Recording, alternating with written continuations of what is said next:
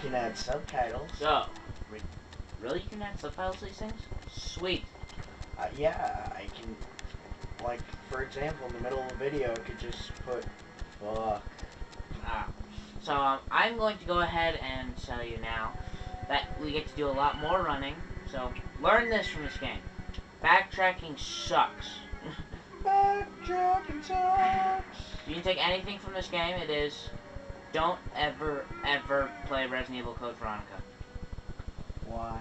Because you think the backtracking is long and prosperous in this, they make you backtrack a lot, and the enemies actually regenerate in this one at some point. In that game, they don't. So when you're stuck running over the place, you are bored. You are super bored. But, on the other hand, they also only give you just enough ammo. There's also not the choice between easy mode and hard mode. They automatically stick you on hard mode. It's like, they immediately just walk up to you and say, why not? Fuck you, I don't want you to play. So I use this part key on the lock that was over here by where I found the first key. Discard this key because I don't want it. I really don't need it. I mean, you get points for doing it, which go towards your score at the end. If you're playing on easy mode, you only get a score once. Not like in these hard modern mode. days, who the hell cares about points? Well, because if you have bad points, you don't get outfits at the end. And some of these outfits are worth getting. This is our good friend. Now, I jump off the bridge. It's easy, and I've done it for so many years. That's the only way I know how to do it. And apparently you can only get the good ending if you jump off the bridge, but this is unconfirmed. So, if you guys want to test that out, you guys can go ahead and try that. But, yeah, it is an unconfirmed rumor that if you do not jump off the bridge here, you cannot get the good ending. Of course, I've gotten the same ending every time I'm beating this, so I don't know if I'm getting like the good ending or just I suck so bad that I don't even know the difference. Suckish. So over here, your first save room for the power facility. Now this is going to be the last part of our guide, which will be the power plant facility. So whatever parts come out of this, how many number they are, well, they're all going to be named power plant facility. Dude, I don't name my parts, I just call them part and then a number. Yeah, so this is where the puzzles get hard.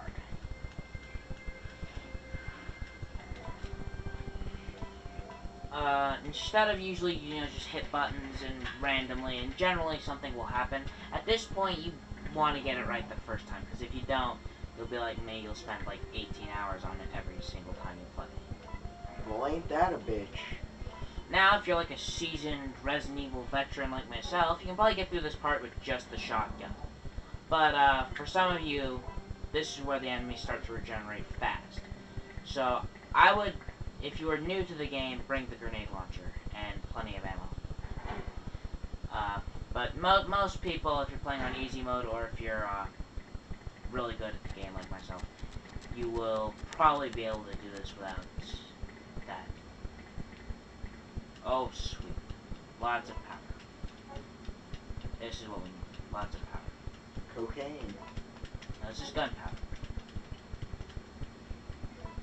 There's a whole list of recipes for different kinds of ammos, which I can go over right now if you want. I can't have them. No, this is not the manual. It is this manual. So you were right in the first episode. It is the red book. Yeah. So this is gunpowder, and there's a lot more ways to do this. And if you combine powders with grenade rounds, you can do it. But creating sea powder along with other sea powders, well, with two other sea powders, will create magnum rounds. And I'm not a big user of the magnum. I mean, they're great against the hunters. They work better than none other. But if you're aiming to go through the game with just a magnum, then you're stupid. Freeze rounds, grenade rounds. Well, if it's grenade rounds, just make it. If you make there are more to this too. You can experiment around with it. Took me a little while. But if you repeatedly create the same type of ammunition, your skill will improve on it, so you gotta make more of it. I can give you an example of this, but you need to be pretty good at mixing the stuff. something I do not unfortunately have. So I'm gonna make a few C's. Make a C. I'm gonna combine the C with A. What's CC? C is